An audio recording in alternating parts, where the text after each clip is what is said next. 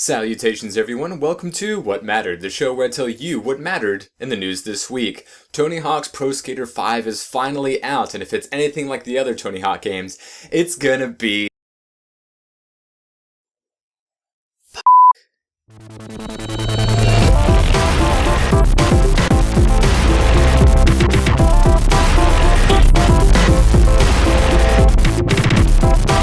So it looks like America is going to try adapting an anime once again, this time Death Note. Here's the thing about movies adapting from either manga or anime, is that it doesn't work out quite often. It's not like video games where it never has worked. But in Japan, sometimes it can work, sometimes it doesn't. Sometimes their visual effects just aren't on par with, American visual effects, which I know isn't a fair comparison for the most part, but sometimes they make some pretty terrible films off of their own manga or anime, and often America makes some terrible things as well. But America has made some pretty decent anime adaptation films or manga. Speed Racer was a good film. If you don't think so, you're incorrect. They've made some bad ones, like Avatar: The Last Airbender, which is an anime. If you don't think it is, then you just aren't familiar that well with what anime is. And they've made a good manga adaptation in All You Need Is Kill, adapted into Live, Die, Repeat, or Edge of Tomorrow, whatever you want to call it. That was a pretty good film as well, adapted off of a manga and not an anime. Recently, the track record isn't spectacular. America tried that Dragon Ball Evolution, which was terrible, still made money overseas and was even greenlit for a sequel, but that was garbage. Old Boy is like a classic, and then America tried to remake it, and it was terrible. And when it comes to super popular media, Japan tries to adapt it rather quickly, usually but by the time the anime ends, a year from then, the pre-production starts on a film. They did this with Death Note, which they made into 2 movies and then a 3rd spin-off film, and what they did to Attack on Titan, and I hate to say I told you so, but I told you so. They made a pretty bad Attack on Titan movie. And now next up on their to-die list is Death Note for American audiences. Now, the Japanese adaptation has had some people saying, oh, that's pretty good, or oh my god, that's absolutely garbage. So, it's hit and miss sometimes with these things, whether it's American or Japanese made. Speed Racer doesn't give the credit that it deserves, but Death Note is the current film that Warner Brothers is trying to make, and they're trying to get the role of Light Yagami to Nat Wolff, who we've seen in Paper Towns, The Fault in Our Stars. Pretty decent actor, but I just don't know if we can give faith in American anime adaptations. They made one good manga adaptation recently in Edge of Tomorrow, and they made a pretty good, not like super faithful to the anime in Speed Racer. They kind of, Wachowski brothers did their own thing, and it end up pretty darn good, but I don't have any faith in the Death Note. First they destroyed Dragon Ball, and then Old Boy, and now they're gonna take a potato chip and eat it!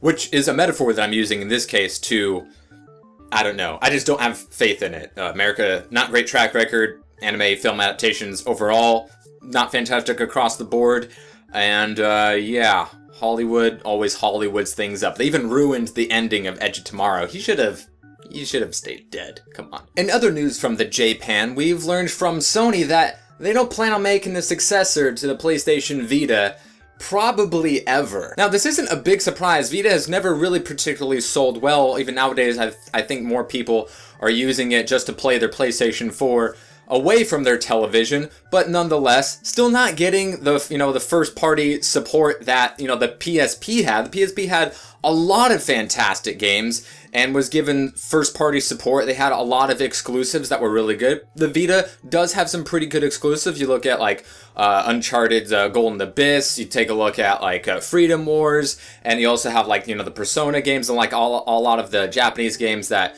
either America doesn't get or is only available on the PlayStation 4 or PS3 when it comes to like anime stuff and the like.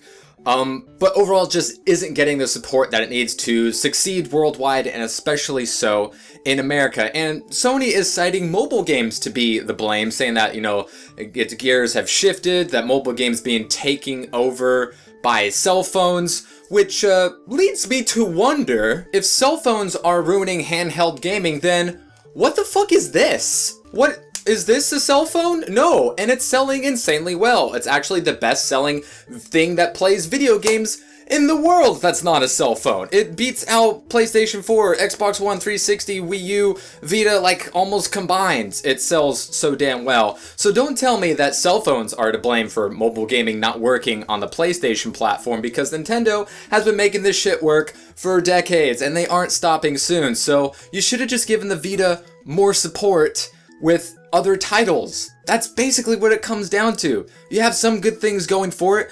The OLED screen looks amazing.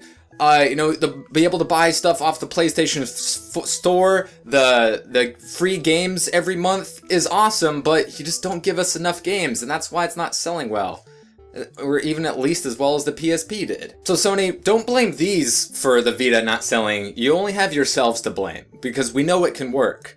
You just didn't give it enough games. That's just what it comes down to. So the latest patch for Super Smash Bros. 3DS and Wii U hit the other day. The 1.11 patch changed quite a few things. One big change for the most part when it comes to shield damage and shield stun, and that more attacks do more shield stun, which really helps like almost every character, really. Pretty much every character. It just speeds up the game, makes the shields and grabs less of a threat, and able to, not have to worry about getting shield grabbed so often, since more of your attacks are going to do more shield stun. They also changed a lot of the get up attack shield damage on most characters. They nerfed it, and on a lot of characters they buffed it when they were supposed to be 10. Anyway, a lot of stuff to do with shield damage and shield stun.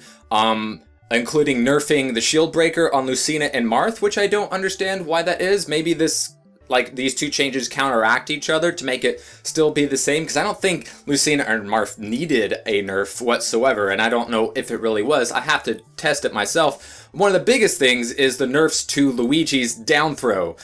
His down throw to double fair combos aren't what they once were, not as guaranteed. You don't get guaranteed kill confirms off a down throw to down B.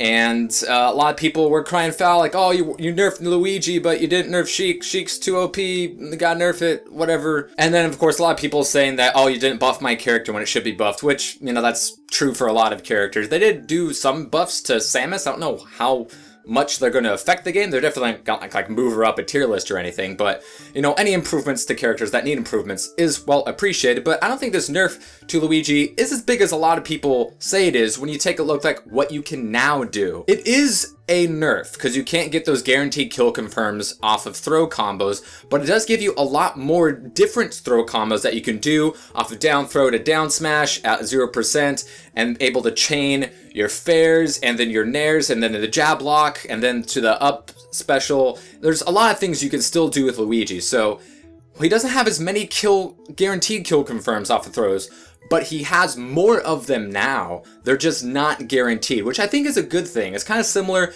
to like all the Sheik nerfs.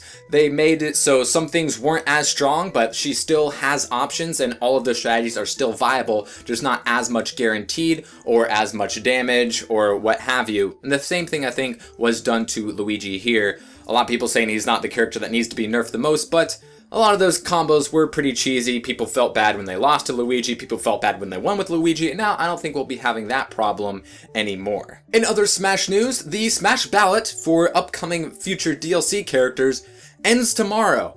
No one knows what this means. We don't know who's leading the polls, if those two joke characters, Goku and Shrek, are still like up there. Well, we all know like who the favorites are. A lot of people want clones to come back and some other characters like Snake and Wolf from Brawl to come back. A lot of people want Shantae. People want King K. Rool. We know what the popular choices are. Shovel Knight being one of them, which I still think actually might be possible, even though that leak from like a week ago was like confirmed fake right out of the gate. We have possibly 3 new DLC characters announced before the end of the year, which I do expect to happen. The only question is, who will those characters be? I expect characters to return, and I expect at least one new character as well. I just hope that those characters are very good. Anywho, that is what mattered this week. If you would like to know what matters in the future, you can hit the subscribe button. One of these comes out every single Saturday. Let me know about what you thought about the stories that I covered this week in the comment section below. Thank you all for watching, and I will see you next time.